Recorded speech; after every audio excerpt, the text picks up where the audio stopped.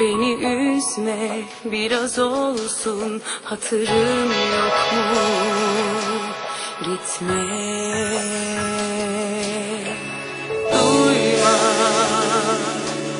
beni duyma, ama kalbimin sözü var, dinle, dinle.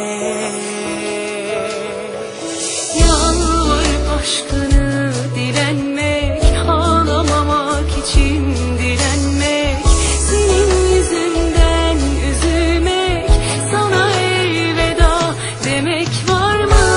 Bir kırık kalp ah ettiğim söz söylenmez üstüne, seni vicdanın affetsin, benden affı bekleme. Bir kırık kalp ah ettiğim söz söylenmez üstüne, seni vicdanın affetsin, benden affı bekleme.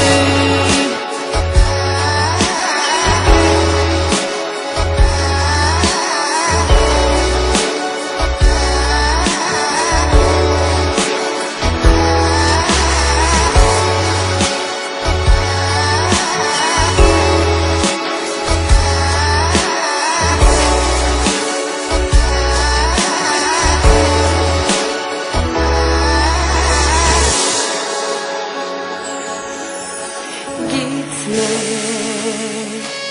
beni üzme, biraz olsun hatırım yok mu?